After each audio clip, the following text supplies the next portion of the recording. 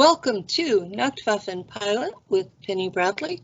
Today's guest is Tyler Kiwala, who is returning. This is our second session.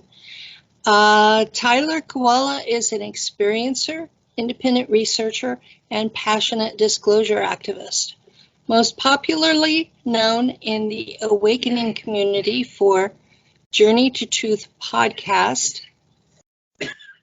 hosted by himself and fellow disclosure activist Aaron Kuhn.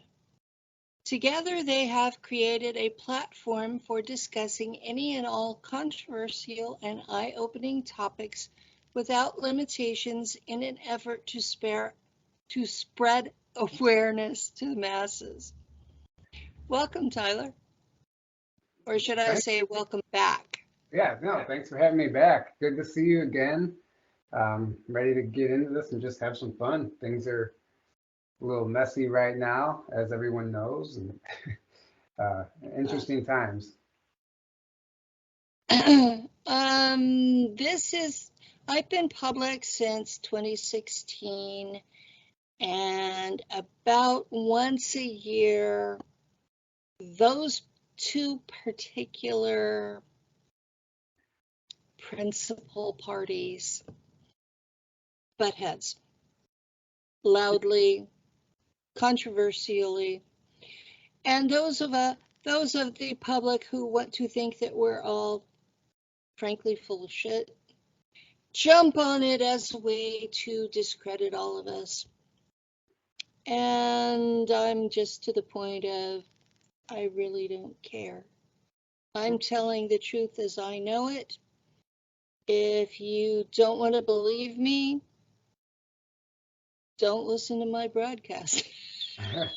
Right. Well, the thing is, obviously, in a nutshell, you play stupid games, you win stupid prizes, and we're seeing that play out right now.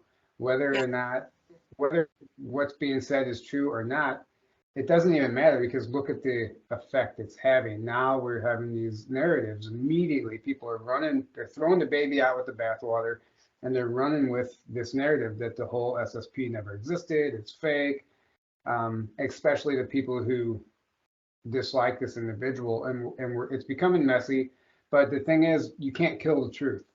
You can't kill the truth, and it's no matter what anyone tries to do. At the end of the day, the truth is always going to shine through.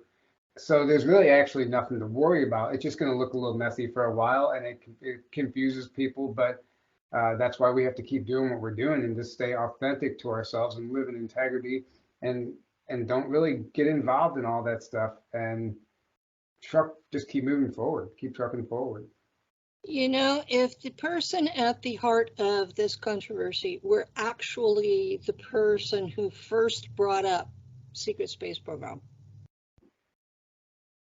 then I could maybe see what their issue was, but he wasn't. Bill Cooper is who actually coined the term before the internet was even a thing. And Bill Cooper was a whistleblower from Navy intelligence. And then there was Michael Ralph, who has had a website. He's now deceased, but his widow runs it still. And he went through the work of using muscle testing to find out why he was so traumatized. Mm-hmm. And so his testimony is there for free on his website. In fact, the widow has accused that particular person of plagiarism the entire time he's been public. And I know for a fact that James Rink was public with a website and books long before this other person came up. The entire super soldier community was up and active and Yeah, infighting long before this man even thought about coming public. So the fact that they're using him to discredit the rest of us is just kind of sounds horseshit. It's horseshit. To Well, me, it's these two men are throwing horse shit at each other and seeing where it'll stick. And I'm tired of being stuck with overspray. right. And that's why we're always we just stay in our own lane with the podcast. We don't get Mhm. involved in all the stuff. We don't get in the middle of it at any time in the past where we have. It sucks you so far off your path, and it's detrimental to your mental state, your health, your energy. So we don't even feed it. And it's actually comical when you stand back and look at all of it and watch how immature the reactions are. And it's something that doesn't align with where I'm trying to go personally. So I'm not even gonna, I don't even like hashing on it too much, even here, because it's good to discuss and people need to be aware of what's going on. But you give it too much energy, you're just allowing yourself to get siphoned into that narrative, which at this point, that's exactly what it is. And there's so many more important things to be discussing, like the truth of what these people are experiencing, like yourself Mhm. and whoever else is coming forward right now. Well, I think we had done three of your stories last time, Yeah, I and think something and like that. we had agreed ahead of time because of your schedule that this session would run an hour and a half. So we need to start in No, that's deep fine. Yeah. dive.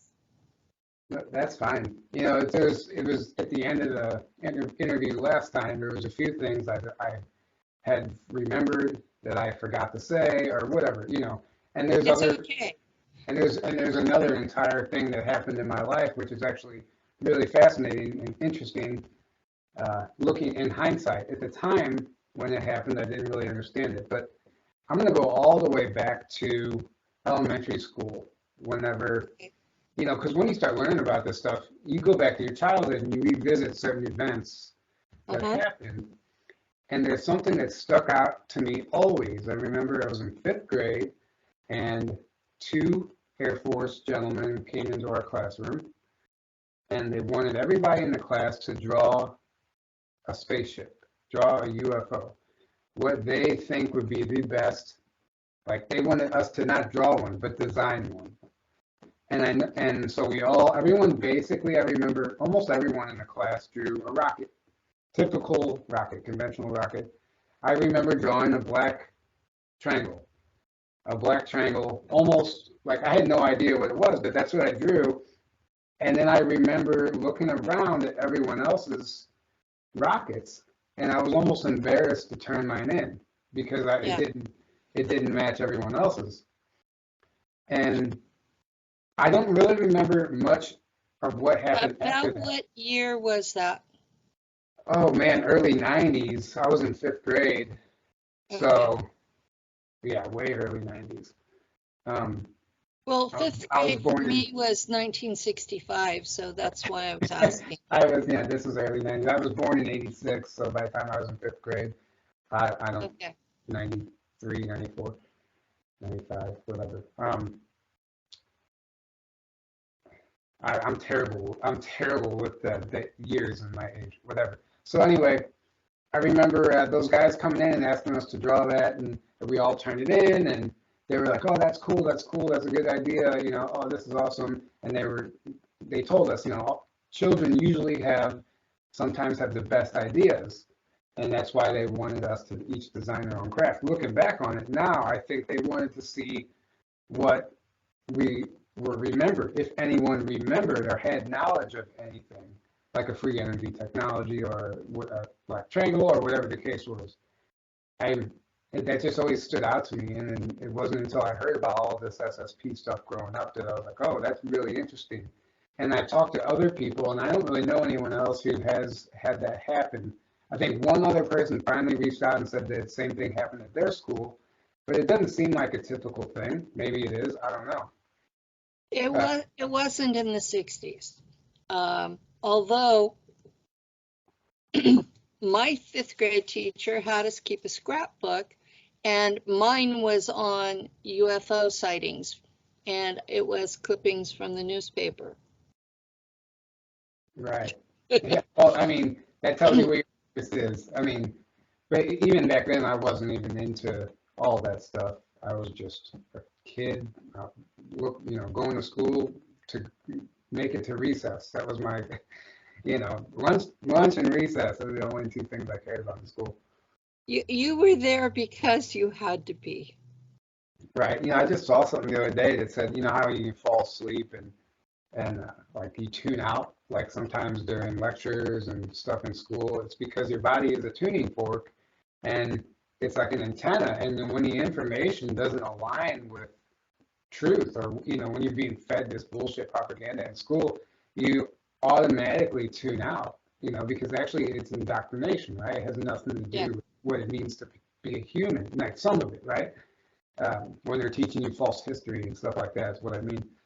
But it's really interesting. Like you think about, oh, that's why I could never stay awake during this class and this class. Like my body was literally tuning out that information because it wasn't aligning with me. It wasn't resonating. And I think there's something to that. I think there is too. I went to school because home was abusive.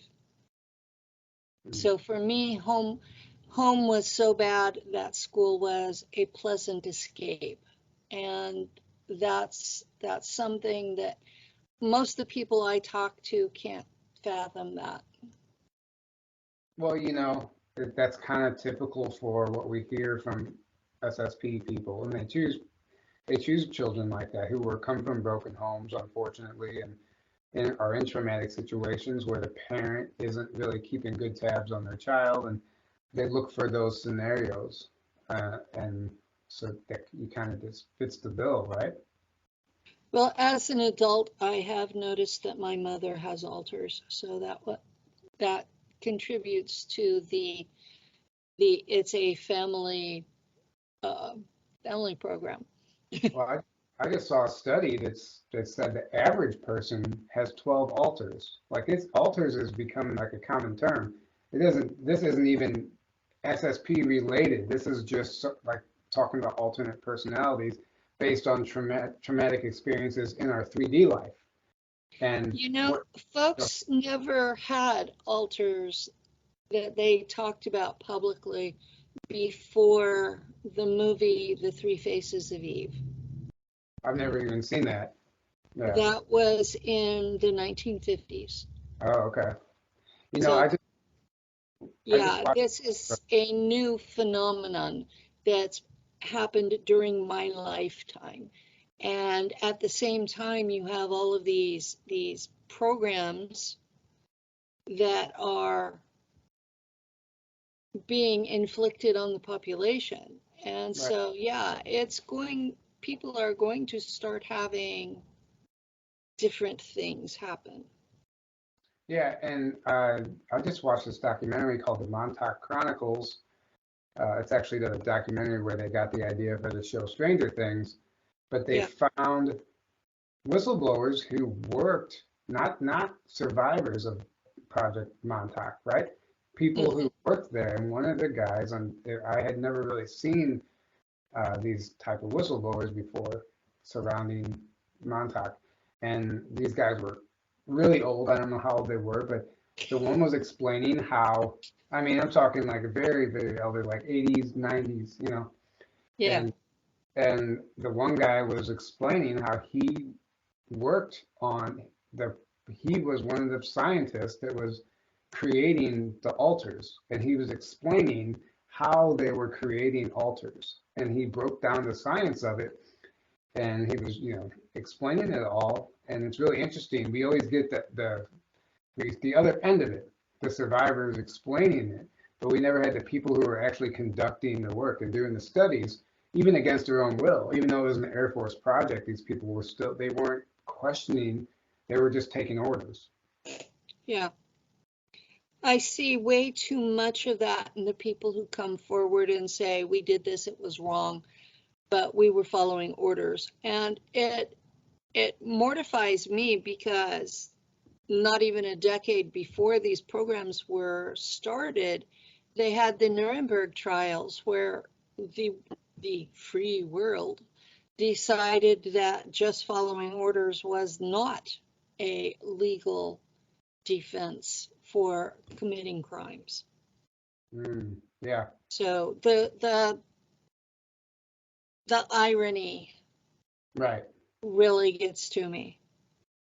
right. I mean, that's an entire topic of discussion in itself. Yeah, uh, Is these people who are in these positions, taking orders, afraid to lose their rank or stand up against what they believe or stand up for what they believe in, um, yeah. because of what might happen to them, their Well, families. a lot of them were killed. A lot Right, of them, their families were killed. If you look back through American history since World War II and some before that, any time that you stood up to the government, or as we used to call it, the man, uh, you were at risk for you and your family being killed. right. And this is something that a lot of people are not realizing, that to stand up. Um, I'm only public because they were shooting at me. It was my intention to basically do like Misha Johnston does and just have counseling services. Right. I wasn't going to be a public speaker. This was something that was thrust upon me in order to survive. So, yeah, I understand people doing things they really didn't want to in order to survive. hmm Yeah, it's all part of it. It's part of it. And, fast forward into the story I didn't get to tell last time was before I ever went through any sort of awakening or anything, this guy I used to work with, we used to carpool together. He's a little bit older than me, about 10 years older than me, probably. We used to carpool together. We were friends, we would bullshit, take break, whatever. It's a work buddy. I was in construction. I wasn't, we were sometimes on the same job site, sometimes we weren't. One time we weren't on the same job site, and I heard all these rumors. Hey, did you guys hear about Larry? Did you guys hear about Larry? I'm like, what? Some black government vehicles came and escorted him off the job site. Blacked out, the typical, stereotypical, like you would see in the movie. They came, escorted him off the job site, and rumors started flying. What did he do? What did he do? All this stuff that nobody actually knew. It never did become clear. I mean, I never found out what he did and why they came and took him. But then he lost his job, obviously, and he Yeah. started getting online, making all these posts online saying that he was being recruited to go to Mars and saying all this crazy stuff. And he started sharing all this like truther information. This was back in 2017 when Okay. like I was just getting into this stuff. I really wasn't fully like snapped into understanding like the SSP and Voice of God technology and all that stuff. I was interested, but I wasn't there yet. And Yeah. he would, what was I going to say? Oh yeah, he would post all this stuff, just weird stuff that everyone thought he was crazy at the time, and they were literally like saying, "Man, did you see Larry? He's going crazy, talking about Mars and how Hillary Clinton's a murderer and Obama's the Antichrist, and he's saying Princess Diana is still alive." And she was replaced with a clone, or her clone was killed, or whatever. All this weird shit, Back then, it would just make you look like you're off the rails. Yeah. And looking back on it now, I'm like, okay, what was happening to him? So all that was going on. Everyone was just talking trash on him at work. One morning, I just decided to get up and take my dog to walk in this park that I never go to. It's actually an old abandoned military base near my house. It's abandoned, quote abandoned, but it's not. I know there's still active stuff going on there related to these black ops programs and stuff, but it Okay. was the first time I had ever decided to take my dog there. And I show up in the parking lot, and I pull up, and he's right next to me. And I look over, and I'm like, Larry. He goes, "Oh, you showed up." I said, "What do you mean I showed up?" He goes, "You don't think you ended up here by accident, did you?" And I'm like, "What do you mean?" And we got out of the car, and I was like, "What happened at work? What's going on?" Blah blah blah. He starts telling me that um, he's being recruited to go to Mars. And he's being recruited to go to Mars. And long story short, he wants me to go with him. This is what he's telling me. And I'm thinking, okay, maybe he is losing his mind. And he starts sharing all this information with me about weather manipulation, timelines, parallel this and that, all this. He was telling me about all the technology that they have where they can listen to you from the satellites, all this stuff. It was like information overload. And I'm just like, whoa, whoa, like, what's going on here? I'm like, where do you, and I'm looking in his truck and it's full of all his stuff. I'm like, where do you living now? He goes, in my truck. He's like, my wife put a restraining order against me, all the stuff. I'm thinking to myself, yeah, no wonder why, you know. But I was still giving him the time of day and listening to him. And he's like, yeah, they've been following me ever since. Um, they've been following me ever since. And what do you mean following me? He says, see that guy over by the tree? He's listening to us. He has an earpiece right now. And I look over and the guy's like adjusting his earpiece and he's like pretending like he's stretching, but he's like in this random tree. I'm like, what's going on here? Like, what am I getting myself into? And we had this whole long conversation, and whatever else. I made this into a presentation, so I had to look at my notes. Okay, yeah. So that I'm glad was you documented it. yeah. I had to. I actually spoke about this at a conference one time, and it was so much because this went on for like almost a year of me interacting with him and him trying to get me to go with him to Mars. This was the whole big thing, right? And he started like he would just be at my house whenever I got home from work, and he would tell me all this crazy stuff about the government and how they're spying on people and what their capabilities are. And he kept talking about weather manipulation. And he kept telling me about how there's two timelines. And he said you can see evidence of the two timelines by. He said, look at even video games, like a sports game. They always have two covers each year that they get voted on. He goes, the two covers are actually for which team won the Stanley Cup or whatever in that timeline. So and it's like he was showing me all this evidence of how there's actually two timelines playing out, right? And I didn't know anything what he was talking about at the time, but I was just like, and it was almost to the point where it's kind of So annoying. What? he knew about the timeline war. Yeah, yeah, but this is coming from a guy who all we would do is talk about sports and nothing at work. All of a sudden, he was just getting, and I asked him, where's he getting all this information from? And he said, they're telling me, like in his head. So he was like, somebody's talking to me. I'm like, who? He goes, I don't know. BGK. Yeah, but I didn't know about V2K back then. Now I'm like, oh my God. I'm like, I'm he's sorry. I'm just blurting out answers too. right. I'm sorry. No, but then looking back on it, I know that's what it was. I'm certain of it because he knew things that he shouldn't have known, and it's not just it wasn't random things. And Yeah. he was even telling me about underground bases and ETs and how some of the stars aren't actually stars and they're UFOs and this and that and just Yeah. and all of these things. But the underlying issue was he kept wanting me to go to Mars, and he was trying to. He would tell me like, we're gonna leave on Labor Day of 2017. He said you can pack a bag, but you can only bring only like a very small amount of things. You have to leave everything else behind. I'm like thinking to myself, I'm not going to Mars with you, dude. Like, what are you talking about? I didn't even know what was going on. And he was persistent. Like he would call me all times of the day and night, text me, and then he started telling me about this. I was like, "How are you going to get there?" He's like, uh, "It's like a portal or a jump room," he would say, and he was telling me about this time traveler that he met. There's at least two of them. Yeah, and he was telling me about a time traveler that he met in the St. Francis Mountains in Missouri, which there's people who have come forward said there's an underground military installation there. And he would meet this girl under this bridge near the St. Francis River, in the same whatever. It's like an hour or two south of my house.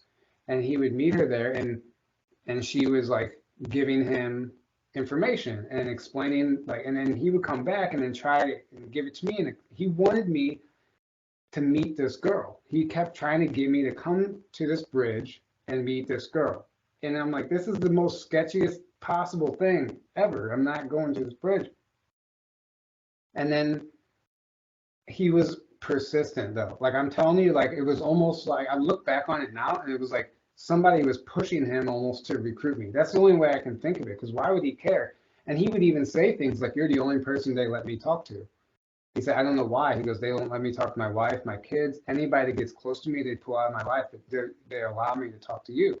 And then when he would come to my house, we would have black vehicles drive through my subdivision, and my dog never, ever, ever barked at cars. But when these black cars would drive by, my dog would go crazy howling at these cars, and she never barks at cars, especially just a car driving by. They drive by every day. I'm like, and then I started wondering, like, am I like gonna get in trouble? Am I like aiding and abetting somebody here? Like, is he, what's going on? There are people who feel that way about me. Right. My neighbors don't want to talk to me. Um, I do this, admit that I went through a spell where a time frame where that I had trouble containing it. yeah. Well, I mean, exactly. Uh, But this went on and on. This was week after week. It was kind of getting annoying, to be honest, because he would just be at my house when I got home from work. And then and he would just, but at the same time, he was giving me all this like information overload. But I was so fascinated by it. And I felt really bad because everyone else in his life had thought, just wrote him off. And I was like giving him the time of day. And some of the stuff was like I wasn't ready for that information, but now looking back, I'm like, oh my God, like everything he was saying is real stuff that I just didn't yeah, understand at the time. yeah, Everything.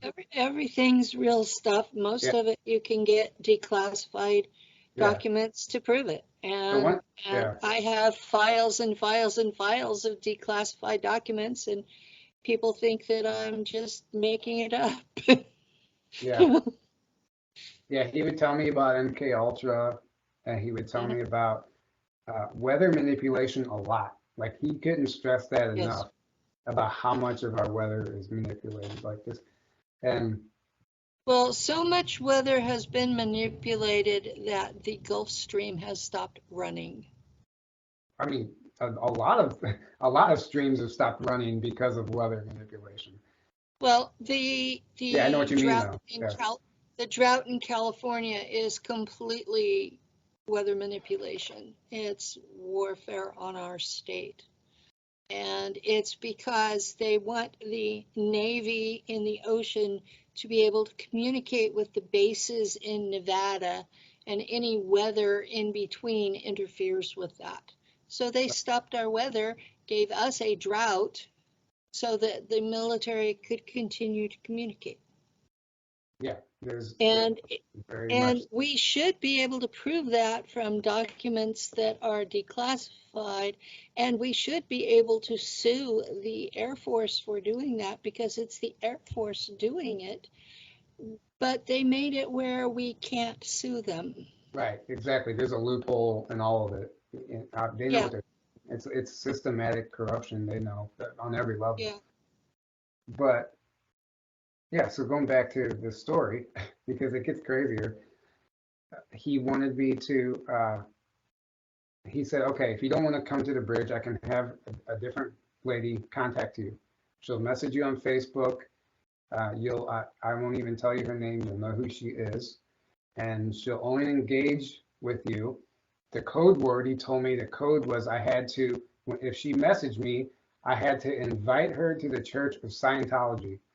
And that's the only that's the only way that's the only way she would reveal her time travel program and all the stuff that she was in. But he's like, she won't talk to you unless you initiate with the Church of Scientology. And Code word. lo and behold, this very attractive girl sends me a friend request. She likes every single picture in my history, like blows up my entire Facebook feed to where I couldn't even ignore it. And she sends me a message. I don't even remember what the message was. It was something like, "Hey, how's it?" Just basic. And I said, "You know Larry?" And she's like, "Yeah, I know Larry." And I said, "Are you a time traveler?" I'm like, "I don't know. I'm not even playing games." I said, "Are you a time traveler?" Because that's what he said. And she was like, I don't know what you're talking about, blah, blah, ha, ha, ha, and all this stuff. And I would never, I purposely wouldn't bring up the Scientology thing because I actually didn't want to get myself involved in it. But I was interested enough to see what she had to say. We went back and forth for a while. I was asking her questions, but she wouldn't answer them. And Larry was like, dude, you have to invite her to the Church of Scientology. It was like the secret code, right? Yeah. And then he started telling me all about Scientology and all the stuff that I didn't know and that I later learned about, after my awakening. So Yeah. there was that aspect of it, but that kind of fizzled out because I really wasn't, I really didn't actually want to.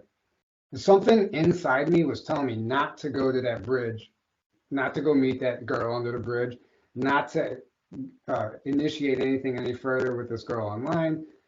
And, but he was persistent and he was adamant. And let me see. Yeah, okay. So he would tell me we were going to leave before Labor Day that year.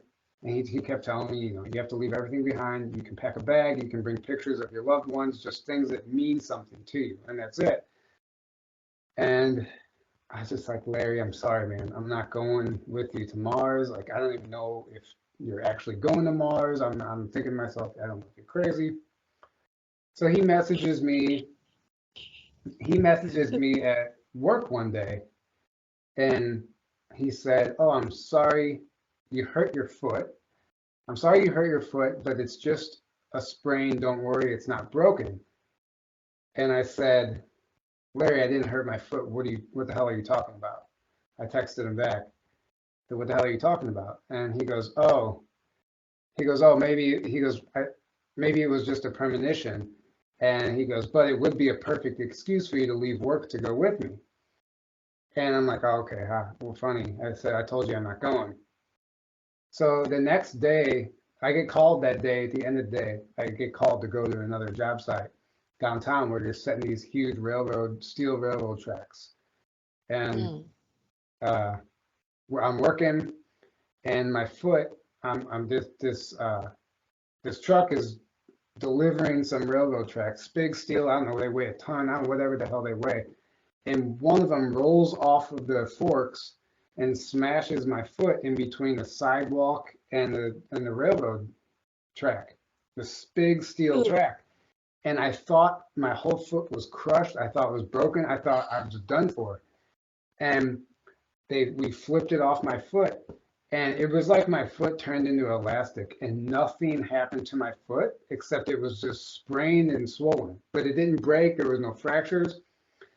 And I had forgot. And then I was walking around work and I'm like, oh my God, Larry sent me that text yesterday about hurting my foot, saying it was this premonition. And here I hurt my foot and thought I broke it, but I didn't broke it. And he specifically said, don't worry, it's not broken, whatever. And he's like, it'd be a perfect excuse for you to go. And I'm thinking, this is just getting way too, uh, weird, way too weird. And then he started getting suspicious of me, and because he was like, he kept asking like, why? He goes, why are you talking to me still? Why are they letting me talk to you? He goes, what do you know? And he was asking me these questions like I knew something. He's like, this doesn't make any sense. You're the only person to let me talk to you unless you actually know something. And he's like, and then he Uh, started, well, go ahead. Everybody that I have counseled goes through a stage where they think that the people that they're allowed to talk to or allowed to live with are somehow handlers. That's actually a very dangerous stage. Some of them get it in their head it's okay to kill a handler. So that's a very dangerous place to be. Right. And he was getting there. He would like really be, he would like, dude, tell me. He would look at me in the eye and like, what do you know? Why are you able to talk? He would start getting real suspicious. And all I could do is laugh because I'm like, dude, I'm wondering the same thing about you. Like, I'm wondering the exact same thing about you. I don't even know what's going on here. And you're lucky I'm even entertaining this long because everyone else in his life had literally written him off. And he was willingly living homeless out of his truck. He had money. And it was just this really weird thing. So he was always, we went back and forth as far as that goes. And one day I came home from work.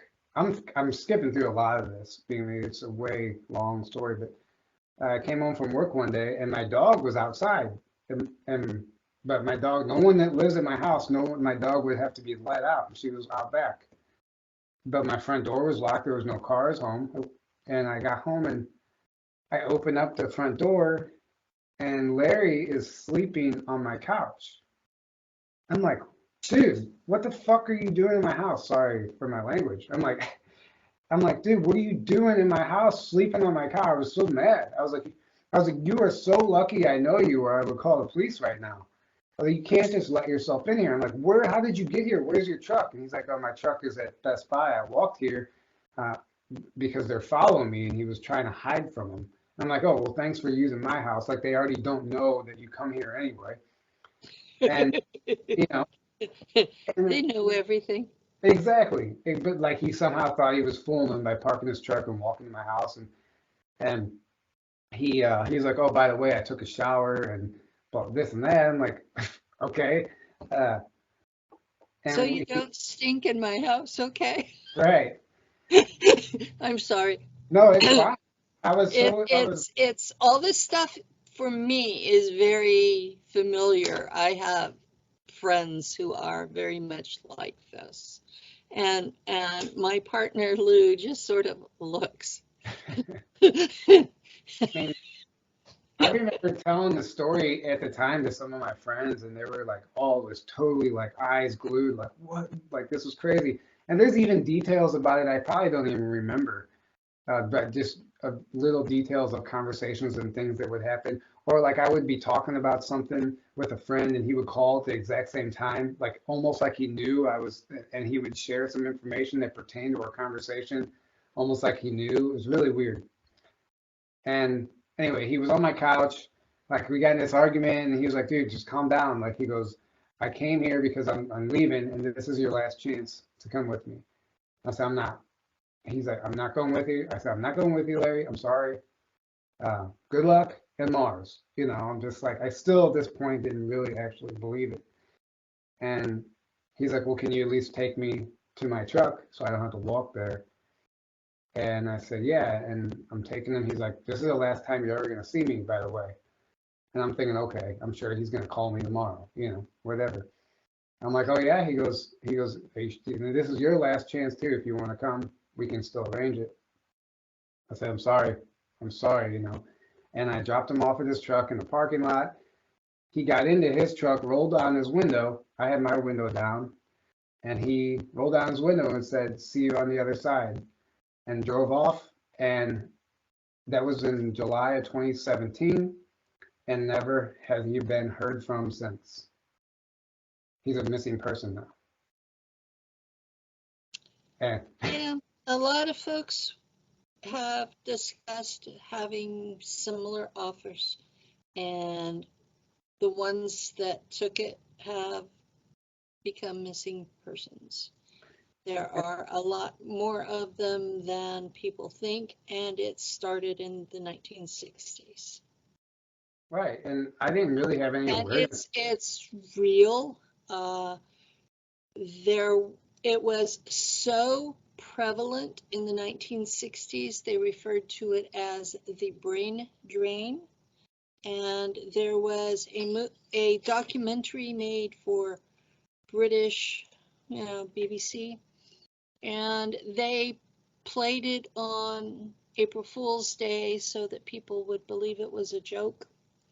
Right, But right, they used actual footage from a Mars landing in that documentary and played that off as a joke. And it has never been shown on air again. There was a copy of it that was on YouTube for a while. I don't know if it's still up. yeah, that's interesting. I I never, downloaded it. I have a copy, yeah, I'd but like to see that. I'd like to see that. Um, I Another thing he would always, one of his selling points is, well, one of the selling points they were using on him is they were telling him how great of a life he was going to have on Mars. He's like, you're going to be like fit like a king. this and that. There's going to be women there if you want women. He would, they were using the women to really get him sucked in. And they made it sound to him like it was just way better than Earth and he could leave all his problems behind. And that's kind of what he was trying to sell to me too. And I understand, like, no, that's their way of abducting you into a slavery program. That's the way what I see it as now. Um, and it's really interesting. I've had two or three separate quote dreams where he's came and visited me and like astrally, and I'll be like, one of them while I was working on the presentation, I was like, Larry, are you back? Did you go to Mars? I'm asking him all these questions, and he didn't say anything. He just looked at me and smiled, and then I woke up. And then on two other occasions, he showed up like that. And I don't know if it's just a dream or what's happening, but he would literally show up and he doesn't say anything when I ask him questions. He just smiles and then it ends. And it just always baffles me when that happens. And I always wonder, like, did he actually go to Mars? What happened to him? Is he in jail somewhere? Is he homeless somewhere? I don't know. I don't know. Yeah. But I look back on it now, and like, I think about how crazy of a situation that actually was, and why me? Like I'm like, of anyone he could have been talking to and trying to quote recruit, like why was it me? And I don't. And if I did have some ties to some program or something, I have no idea, and I was totally unaware of it at the time. But there might have been some reason, some some reason, unless they just saw me as an easy target because I was single. Uh, Maybe because you drew a black triangle when they asked you. Maybe that too. I have no idea. That's pretty compelling evidence that you were part of something because they were invented in the 80s and were still very top secret. Right. Yeah. Right. I mean, I didn't even think about that actually. And, like So, I didn't know when they were yeah. actually invented. Edward Fouché came out with those in the 90s, and they were over a decade old whenever he brought them out, and he had been one of the designers.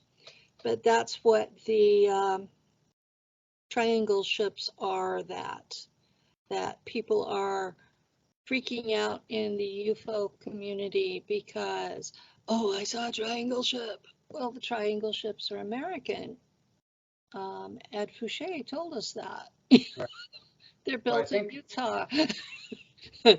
right, and I told you on the last interview, like I finally saw one for the first time on March 2nd of this year.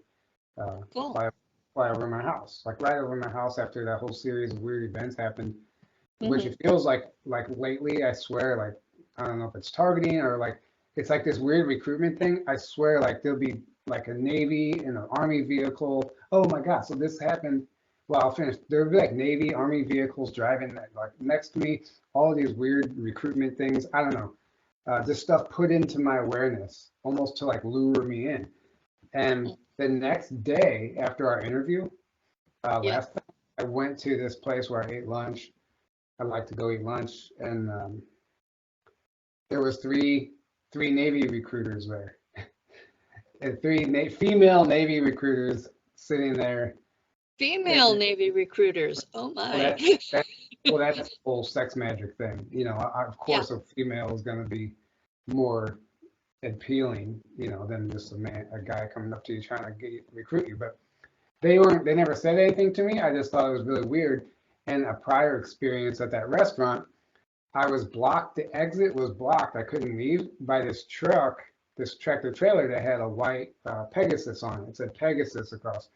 And I thought, oh, because, Project Pegasus and all the stuff we hear about that. And I thought, oh, how funny. I took a picture of it. And I'm like, this is no coincidence. And I had to wait for this truck that sat there, it seemed like forever before I can leave the parking lot. The next time I go there, there was three Navy recruiters.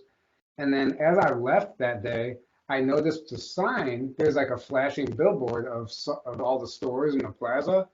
And one of them showed what at first I thought was the Space Force logo. And I looked closer and it was basically the Space Force logo, like it's like but it was the A in the word appliance for this appliance warehouse that was right next door to this um, place that Really? this place that I would eat at. And so I went back there. Well, I looked at it and I'm like, oh my God, like this couldn't be any more like a recruitment, like a covert recruitment plaza or It, something. it couldn't be any more in your face. Right. And it just Those showed, of us who can read the symbols know what's going on around us. this was all the next day after I talked to you last time. Um, so I was trying to tell Aaron about it and we drove Uh, back up there. Go ahead. you've had weirdnesses every time after you've talked to me, haven't you? So far, yeah. Okay. Um, I just wanted to make that clear for our audience. I deeply respect that this man still talks to me because he's had all kinds of crap happen every time we've interacted. I mean, yeah. I don't, it's not like they're trying to kill me, so it's, but It's not like I have anything to do with it no, I either. don't, I It's don't just, think so at all. it's just somebody doesn't want us talking too much. And right, so I actually was trying to tell Aaron about the logo from this Mhm. place. And I said, I'm not even gonna tell you about it. I'm gonna take you there and show you. And he's like, whoa, he's like, that's the Space Force logo. Instead of an A, it was like this delta with the thing going around it. It wasn't actually the Space Force logo, but really similar. The same thing you see on Star Trek and all this stuff. Yeah. Um, and it was Appliance Warehouse. And I'm like, let's go inside there and let's just walk around, see what happens. I shit you not, like we both left. And when we were leaving and getting in the car, we both felt like we were being fried with microwave weapons. Like it started, Mm. like it felt horrible. Like, dude, this is not good. Like we're getting playing with fire here. Somebody doesn't want us around here. Uh, there's no way to, like, I don't know how else to describe it, but it was like it's this feeling like your blood was boiling from the inside. And it was this horrible Yeah, feeling. And we had to get out of there. that's what masers feel like. Now, Yeah. I know, like, what's a maser exactly? I don't know. Laser is light that's amplified into a beam. A maser is microwave energy amplified into a beam, Right. and both can be weaponized. Yeah. I mean, I guess I just never really, for somehow, I never heard them called masers, but I called microwave weapons. Yeah. Yeah, Uh, microwave weapons are called masers. right. And then there's the directed energy weapons, which are a much stronger version usually. And my understanding is that they are based on tall white tech that was leaked to the Air Force. Right. But, Yeah. but I have no documentation for that. So, Yeah. It wasn't a good feeling, but no, it's not a good feeling. I've yeah. been shot between dews, masers, lasers. I've been shot 10 times. It hurts like hell. It takes about 6 weeks to recover. Right. I mean, I didn't take me that long to recover. It really didn't take long at all. It just made me feel uncomfortable for a couple hours. I You don't were know. lucky. I, They yeah. weren't trying to kill you. Yeah. Um, it was almost maybe it wasn't even that. Maybe it was something else. I don't know. But it was just weird coincidence that we were feeling that right at the same time.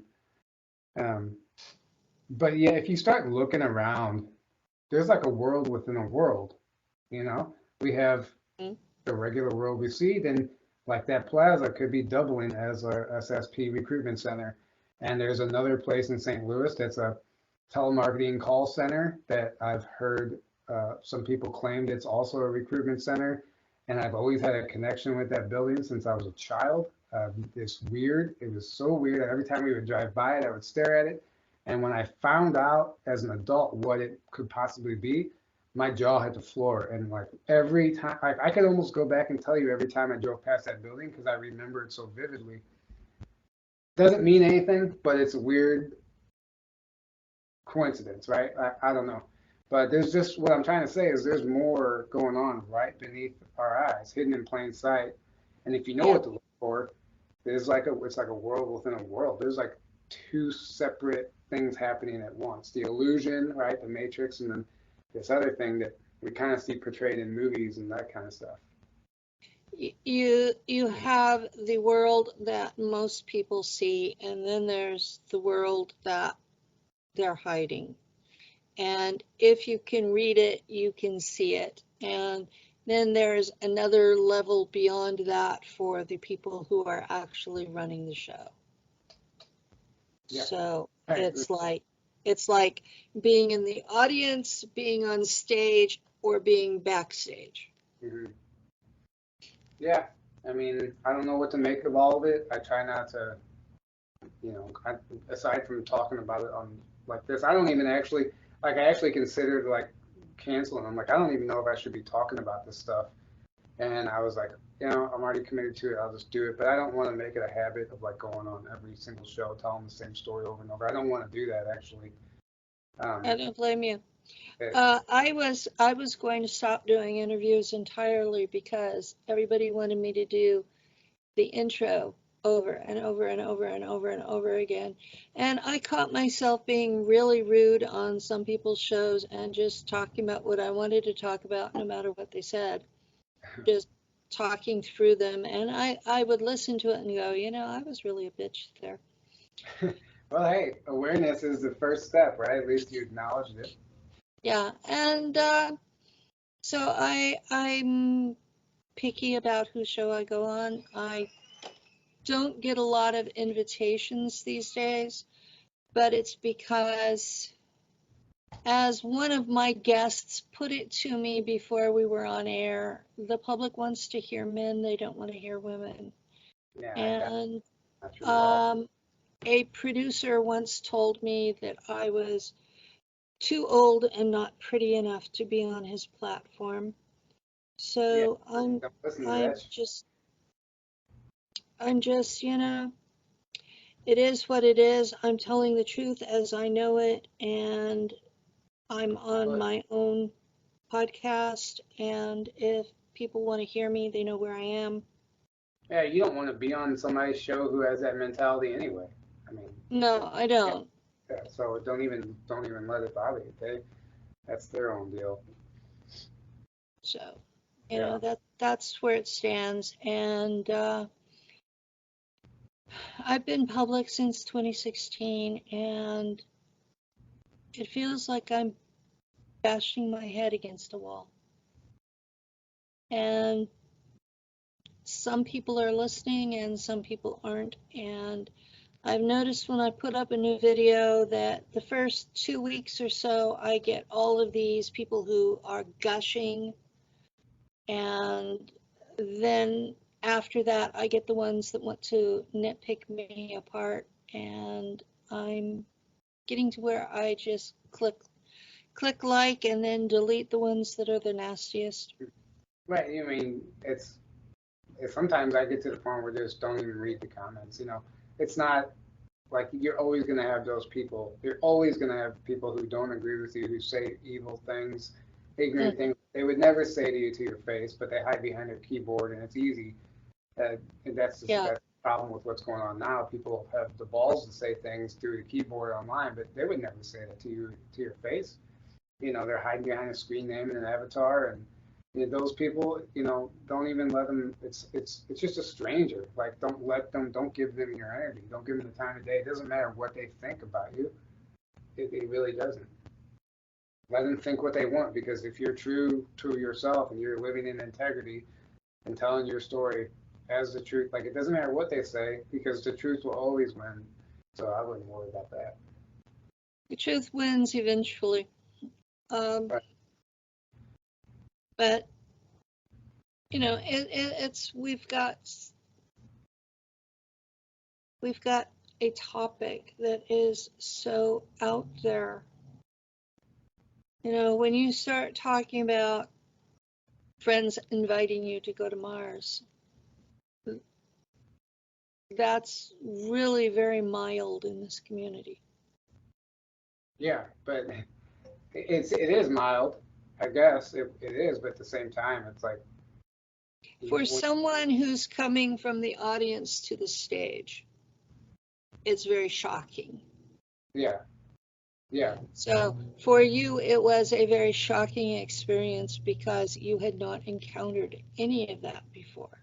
right, And exactly, and now you're on the stage and looking back on it, and you remember being shocked. yeah.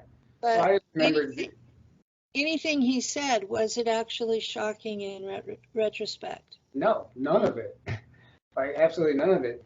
And it was funny because he would, at the time uh, before he disappeared, he would make these weird Facebook posts like he would sell or he would share the song Metallica, I Disappear.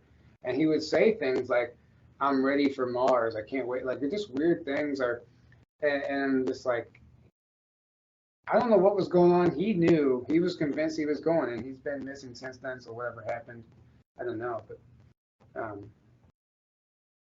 yeah, I Disappear, Metallica. He said, oh, time to get to Mars. June 11th, he said, 2017, he said that. I can't wait to get off this rock. I'm ready for Mars. Uh, this weird I've thing. got a lot of Facebook friends who think that it's better on Mars. My memories of Mars were all military, so Right. I have no idea what the civilian life there is like. Yeah, I mean, I would imagine it's great. I don't know. I've heard that everyone on Mars believes Earth was destroyed, and there's this whole narrative. I couldn't tell you if There, that's true or not, but there was that narrative when I was there, but I left in 1990, so I right. don't know what the current narrative is. Yeah, who knows? Uh, Um, but yeah, um, as far as Mars was very different for me. I was in a plane, so I was usually flying above it and not so much concerned about what was the culture there so much as being one with the plane and feeling free mhm. out there. And yeah, I had my jobs to do, but it was like I was free. And the only time I was free, the whole time I served with any of the programs, was being in a plane flying over Mars. And I grew up there first, which most people don't understand that. That means the German cultural norms that I grew up with on Mars are what's most ingrained in me. So I have trouble fitting into American society. Yeah, it's understandable. Yeah, I mean, anytime you leave what's like you said, ingrained in you or your roots as you know them, and you go to a foreign country, it is. You don't feel like you fit in, but that's totally natural. And I have days that German is a lot easier than English. Mm. And I'm looking at this and going, that makes no sense unless I'm telling the straight up truth. So, you know, it is what it is. But yeah, I can understand how for a normie to be confronted with the truth about everything all at once, overlapped, that would be a bit much. Yeah, yeah, what I mean it was, but at the time I didn't even really believe it either. I just took it all in, but I also I didn't not believe in it. Like I was giving it the time of day. I was like, it was all very interesting to me. So I listened to him and I knew this guy and I'm like, it wasn't just some crazy guy. I'm like, this is Larry. We carpooled together. We worked together. It wasn't just some random guy to me. And we were really good friends and we would laugh together and stuff. So I had to like respect that end of it. And I don't know, but it was a wild time in my life looking back.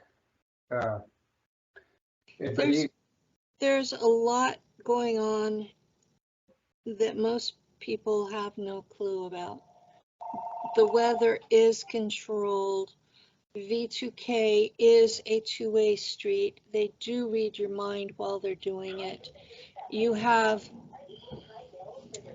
You have constant surveillance electronically, and it's not just through devices, it's also through the V2K. And they do keep a social score here, just like they do in China. And if your social score gets too low, suddenly you find yourself unable to get credit or a house or a job, and you find yourself homeless. And from the outside, it looks like it was by choice, but it isn't. And all, it's shutting down Divergence. The movie Divergent was disclosure. Hmm. A lot of them Uh, are. Yeah. Most of these movies are disclosure. There's one, Control Factor, that talks about a CIA project, Project Satan, where they can use this same V2K technology to overlay cancer patients' pain on top of people with nothing wrong with them. So you're going along and you suddenly have outrageous pain because they're able to overlay the brainwaves on you using Wi-Fi. Right. They I mean, don't have to touch you at all. It's completely by Wi-Fi. And yeah. so you've got people being told they're hypochondriacs and they're literally in agony, and nothing helps because pain meds don't touch brain waves, No. especially brain waves that are being overlaid on you. And that's just one of the horrors that has been declassified. This has been going on for decades. And yes, there is a timeline war between the New World Order and a group of truthers. And the group of truthers is trying to maintain what they call the natural timeline, and the New World Order is trying to take complete control. And the two of them have been butting heads for at least 2 decades. And it's going to reach a point where that the time core, yes, there is such a thing, splits the timeline just to stop the back and forth. Yeah, someone's gonna And live. Yeah.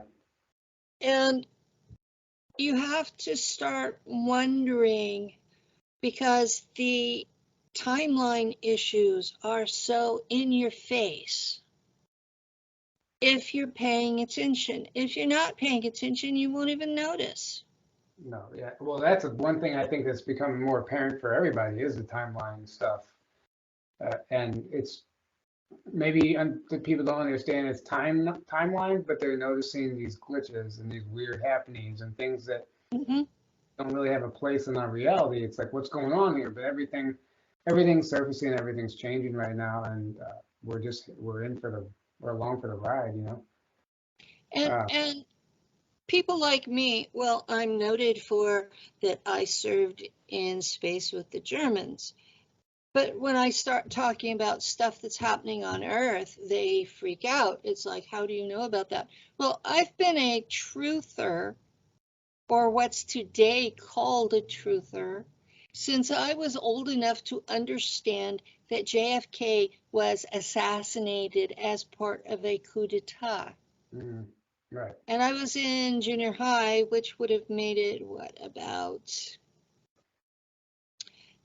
1965, 68, that range. I've been a truther ever since. I've been one of the people that researched all this crap all this time, and I kept files. Yeah. Well, So good if you um, did. If you don't keep I files of it, I it was gets away. friends with Jim Mars before his death. This is the kind of people I have hung with. And my testimony about serving in space was on top of that foundation. Right. So, and I've shocked a lot of people because I'm not a political conservative. I Yeah. happen to believe that both parties are wings of the same bird of prey eating the people alive. Right. I They mean, do. different evil things. Right, that's how it's been. That's why that whole political arena is just an illusion, or we call it the movie or the show or whatever. Yeah. And that's why we It's always tell people not to feed that because it is quite literally a distraction from everything. And they want yeah. you, they create these trigger events that get you to emotionally react to certain situations, and they want you, even stuff in the alternative media, it happens all over the place. Like this Oh whole yeah. with Alex Jones now being charged $1 billion for spreading misinformation, they know that everyone that's going to infuriate everyone to get everybody triggered and mad and emotionally to react and everybody making videos about it and post about it. They know that it's a freaking typical playbook technique. It's so in your face and people take the bait every time. I mean, it's funny. They do. Every Yeah, time they take the bait, it's standard divide and conquer techniques. And when I'm teaching someone from the ground up, the first thing I make them do is read Edward Bernays' book, Propaganda. hmm I've never Right? read that, but I understand it. But that you can get it for free on the internet. Right. I mean, come on. It's PDF City. You and it teaches you the techniques that are used to mind control the population through advertising. Yeah. And he was Sigmund Freud's nephew. hmm Yeah, So the whole advertisement manipulation thing is very real, very real. it's very real and it's gone on for a very long time. And I am actually surprised that they still let us read the book. I mean, they've tried to shut down everything from George Orwell. Yeah. So I had a copy of 1984 that was on my Kindle, and Amazon deleted it. They said it was incendiary. Hmm. Yeah. Yeah, But that's typical for, I mean, everything right now, the censorship is rampant, you know. so censorship is rampant. If you have something that is out there and necessary, you need to start spreading it. Um, there are a lot of things available on PDF, on the internet. People need to go deeper than the last 10, 20 years. Yeah. That's part of the problem that I'm seeing with the alternate alternative media is they're only going back 10 years Well, or less. you have to If it's older understand, than 2 years, they don't want to hear it. But yet, all of the foundations for everything going on, they're a century or more older, and they have no depth. yeah, exactly. You have to understand the roots of it. If you don't understand the roots of it, it's not going to make sense to you. You're not Exactly. quite put it all the pieces together. You have to really step back and get like a galactic perspective sometimes too, and understand what's been happening from a higher level this whole time. And then you look around and you're like, okay, now it makes sense why things are the way they are. But if you don't have that knowledge or that background, at least somewhat, you're gonna be confused by what you're seeing on the world stage. Yeah. Yeah. And even in the disclosure movement, a lot of people are only looking back the last 5 to 10 years. They've completely forgotten that the disclosure movement started with the Theosophists in the 1800s, that there were sightings of, for lack of a better term, spaceships in the late 1880s in the United States. Right. They're all over the newspapers of that era. I mean, you go all the way back to ancient times. Christopher Columbus has in his diary or his journal of seeing a Hmm. UFO. I mean, they're everywhere. It's part of our history. It's literally The Romans called them shields instead of saucers. And if you look at their shields, they're shaped like our saucers. hmm yeah. There you go. So they go back to ancient times. So someone that's looking at the last 5 to 10 years isn't going to have any of that depth. And they're going to look at all of this like, oh, this is shocking. No, it's been part of our history as long as we've been here. Yeah. Right. Exactly. And so that's why some of the famous folk in our community are saying, well, they're no threat to us, or they would have killed us a long time ago because they've been here with us all along. I don't buy into that. I think some of them are a threat. I mean, it goes with everything. This duality and everything. Like it's just like Yes, and like oh, every human is a threat. No, there's good people, there's bad people, there's good groups and there's negative groups in all walks of life, no matter where you go. Um, exactly. And each human can be good one day and bad the next, and then back to good. Things yeah, happen, moods, exactly. illness, injuries, you know. Right. No, there's tones going on, especially with all the technology involved, like we were talking about. They can manipulate you into doing certain things, making you feel certain ways, even depressed, and whatever the case is. It's the V2K technology, whatever it is, they can give you false experiences, false dreams. That's why even when I share my experiences or what I would call recalls or memories, I'm still very cautious because I know that stuff can easily be implanted also, but you have to look for like commonalities, right? But Mhm. we have to consider all of that. You know, they can literally fly a drone above your house and pump in a false experience into your head while you're sleeping. You wake up and you think you visited this group of ETs or you did something when maybe you did, maybe you didn't. Like we can't just like when I share this stuff, especially like dream recalls or anything like that, or even sometimes it might be so real it feels like a real memory, and sometimes I think it is. But at the same time, like I actually don't know how to determine between the two because I just don't know. But Okay, what I do is I use self-hypnosis, and I go into a trance, usually with my partner with me because he's an Iroquois shaman. And I ask for the cover memory, for the curtains to be opened and show me what really happened. hmm yeah, Because my subconscious actually witnesses everything, but it doesn't filter. So if I open the curtains, then I'm not removing that cover memory. It's still there, but I'm seeing what's behind it, right, yeah, the screen memories, yeah, the screen memories.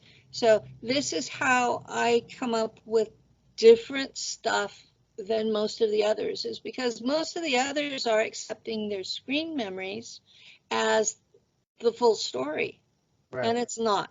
Screen memories are there to make you think that you were a hero, make you think you were doing something good, to make it where you can live with whatever it was you really did.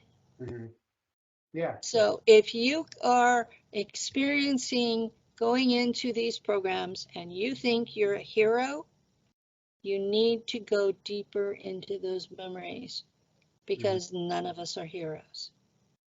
well, I mean, if you're taken without your consent or with or without, you know, even though you give your consent on some level, they still control you and you don't know exactly what you're signing up Well, for. I'm And not saying that I'm a monster, although some of the memories I have, I feel like a monster. right, But at the same time, I know I was taken as a child. I know I was slave labor out there, but I was not doing good things. If I saved a child's life, that child still ended up a slave to the same program I was in. hmm So how is that a good thing? yeah, I mean, it's very deep. There's a lot of, it's very, So, yeah. yeah, there's a lot of depth to it that most people are just glossing over. And, oh, yeah, I was in battle and we stomped their asses. Hmm. I'm a hero. Yeah, Right.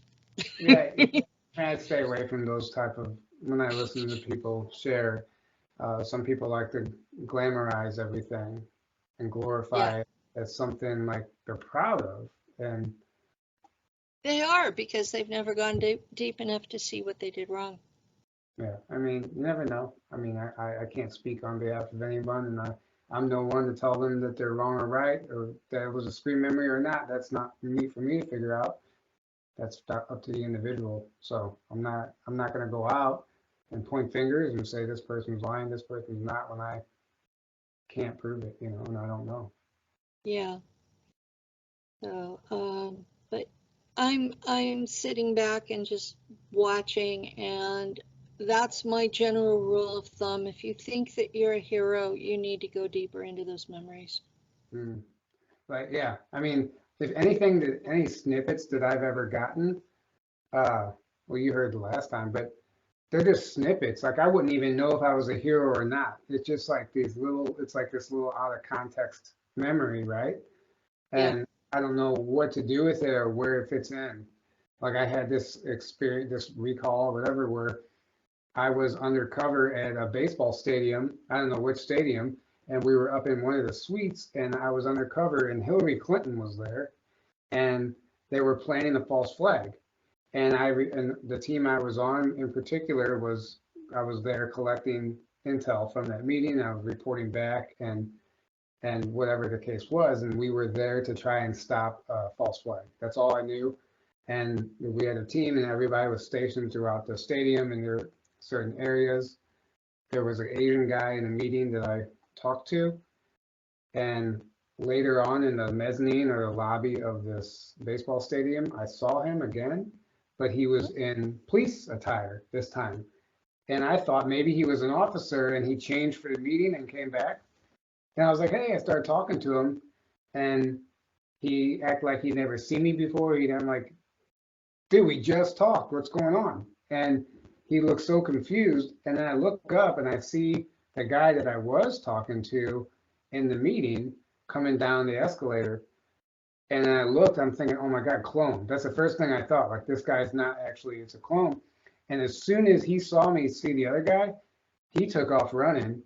And I ran up. I don't even know how I did it, but I was able to like completely just manhandle this guy. And I put him into this headlock and I'm screaming at him like, who do you work for? Who the fuck do you work for? Who are you? Tell me about it. And he was like, he said something. I don't remember the name. He said who he worked for. I'm like, who? He goes, you don't know who that is? And I said, no. I'm like, and I was so confused. And I realized at that time, like I hadn't been fully briefed and there was more going on than I understood. And it was like this other team. And I finally like let go of this guy, and he dropped everything, his money, his wallet, everything. He unloaded his pockets and he took off running. And that was the last thing I remember. But it's just weird shit like that. Like I don't know if that's a screen memory. I don't know if that's even a real memory. But why do I know about it? You know? Yeah. There's a lot going on out there, and there are multiple teams from multiple groups. Hmm. Each group thinks they're the good guys. That was one of the first realizations I had that made everything make sense. Everybody out there thinks they're the good guys. Nobody is saying they're the bad guys. And so you have That's all true. these teams that are fighting to dominate this situation. Hmm. And all of them think they're good guys. None of them admit to being bad. And the more memory I get and the more I hear from others, the more I think it's just like a third grade playground on a school campus that they're fighting over pecking order. Hmm. Yeah. I mean, yeah. Who knows?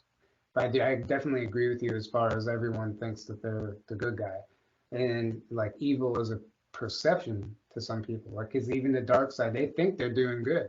To their Yeah, agenda, they are. But then to yeah, the other side, they're the enemy. I mean, that goes in all walks of life, in every yeah, war, everything. yeah. That's exactly what I'm seeing is instead of a fight between light and dark, I'm seeing a fight between different groups that are basically the same. Hmm. And it makes it really hard when I have to interact with these religious folks who think it's all about light and dark and good and bad. It isn't. It's people, Right. Well, you know. it's more complicated than that. Like, and there's so many factions, and there's just so much involved in what's actually happening. Like, I don't know that we'll ever fully understand it, but you just have to understand that it's not black and white.